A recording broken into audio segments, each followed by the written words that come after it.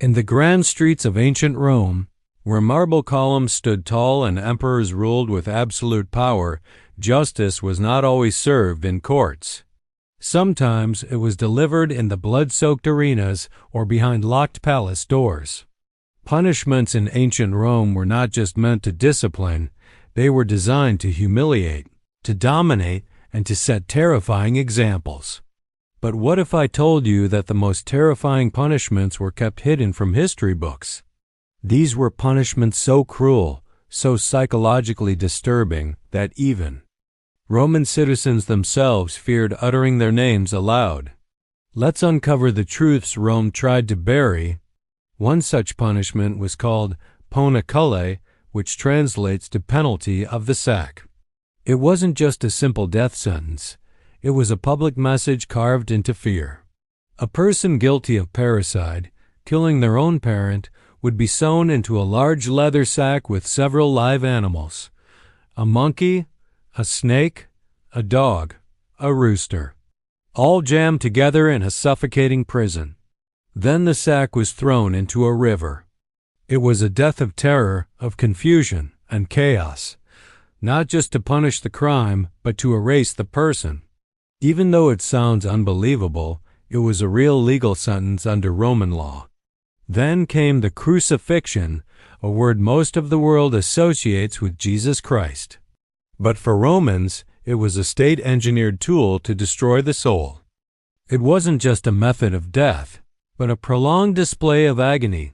Victims were often stripped naked, whipped publicly, and nailed to large wooden beams in open view. Sometimes they hung for days, suffering slowly under the sun, their bodies becoming examples for everyone who dared to challenge Roman rule. But here's the disturbing part. Crucifixion was reserved not for Roman citizens, but for slaves, rebels, and foreigners. The law protected Roman blood, even in punishment. There was also the horrifying practice of damnatio ad bestias, or condemnation to the beasts. This punishment turned human death into public entertainment. Inside amphitheaters like the Colosseum, condemned prisoners were thrown unarmed into pits with wild animals: lions, tigers, or bears. Audiences would cheer, not cry.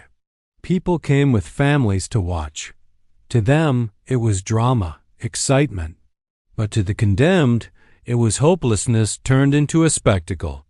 The Roman system turned justice into theater, and fear into a form of crowd control. Not all punishments were deadly. Some were psychologically crushing. Women caught in adultery weren't always executed. Sometimes they were paraded through the streets in silence, their heads shaved, their clothes torn. Shame was a tool Rome used powerfully. It wasn't about killing. It was about destroying a person's dignity in front of society. They believed public humiliation could cure disobedience. It was cold, ruthless, but it worked in their eyes. For soldiers who disobeyed orders or showed cowardice, the punishment was called decimation. This wasn't just a beating or a jail sentence. If a unit failed in battle, 1 in every 10 soldiers, chosen randomly, would be beaten to death by the other 9. The message: your life doesn't belong to you. It belongs to Rome. The practice was rare, but when enforced, it left terror embedded in the entire army. Loyalty was not just demanded, it was extracted through psychological warfare. Another terrifying punishment involved slaves. Slaves in Rome were property. They had no legal identity. If one slave killed his master, all the slaves in that household could legally be executed, even if they were innocent, even if they didn't know. This was done to ensure fear over loyalty. Historical records show cases where 300 to 400 slaves were killed together for one master's murder. Not justice, just a warning. But perhaps the most shocking aspect wasn't the punishment itself, it was how ordinary it was. These weren't secret events. They were public. They were popular. They were discussed casually in forums, markets, and bathhouses. Rome didn't hide its cruelty. It normalized it. And maybe that's the most unthinkable punishment of all, a society that taught itself to enjoy human suffering. While the Remang Empire often glorified its achievements in architecture, philosophy, and military conquests, there was a darker side to that grandeur, a side that relied on control through fear, manipulation, and cruelty dressed up as justice. Some punishments were less about law and more about domination. One such terrifying example was the use of branding. Criminals, slaves, and even soldiers who deserted were sometimes permanently branded with hot irons. Their flesh was burned with symbols or letters indicating their crime, F for fugitivus or C for condemned. These marks were meant to last forever, so wherever they went, their punishment followed. Even Roman emperors themselves were not spared from twisted systems of revenge and paranoia. Emperor Nero, known for his excesses, created what was called the Golden House, a palace of luxury built over land destroyed by fire. But behind its marble walls, Nero orchestrated cruelty on a scale unimaginable. Historical texts suggest he punished his enemies not with execution, but with psychological torment, imprisonment in darkness, forced suicides, or slow starvation. The punishment was not public, but private, and that made it even more disturbing. It showed that power in Rome did not need laws. It needed silence. In rural provinces, especially where Roman control was still fresh, local governors had the power to punish with extreme freedom. Sometimes they used scaphism, a punishment originally Persian but rumored to have been adopted by rogue Roman commanders. In this method, the victim was trapped between two boats, force-fed milk and honey until they lost control of their bowels.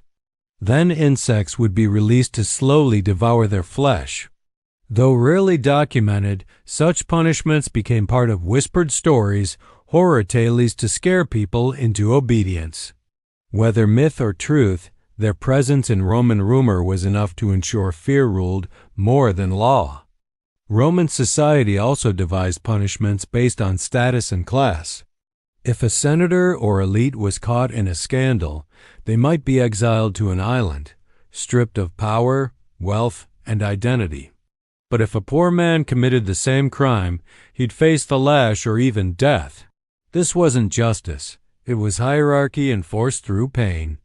Rome believed order was more important than fairness. Even the law bent for power. Children were not spared either.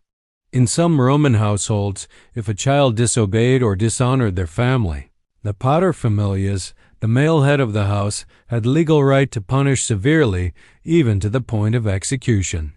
Though rarely used, this law served as a reminder. Love and fear walked side by side in Roman parenting. The state mirrored the home. Both relied on absolute control. Religion, too, had its role in punishments. Vestals, the sacred priestesses of Vesta, were bound by a vow of chastity. If any of them broke that vow, the punishment was brutal and symbolic. She was buried alive in a chamber with a small lamp and some food, a slow death masked as divine justice. Why not execute her outright? Because killing a Vestal directly was considered a sin. So Rome found a loophole. She wasn't killed, she was simply left. That was how the empire merged superstition with cruelty. And yet, amidst all this, perhaps the most terrifying punishment was damnatio memoria, the condemnation of memory. When a ruler or citizen was declared an enemy of Rome after death, their name was erased from inscriptions, statues destroyed, coins melted. It was as if they never existed. In a culture obsessed with legacy, this was a fate worse than death. People feared not being remembered more than dying painfully. Rome mastered not just the body, but the soul, the name, and the legacy. By now you may ask, how did an empire so advanced commit such horrors? The answer lies in one word: control. The Romans didn't see punishment as just retribution. They saw it as a tool of order. They believed fear built peace, and suffering created obedience. And for centuries, it worked. The road stayed open. The rebellions were crushed. The empire expanded. But beneath that glory, behind the walls of colosseums and courts, were cries the world was never meant to hear. Today, we study Roman textbooks, we walk its ruins as tourists. But if we listen closely, not to the stones, but to the silence between them, we might still hear the echoes of justice turned into horror. And maybe that's the real legacy of Rome, not just what they built, but what they buried.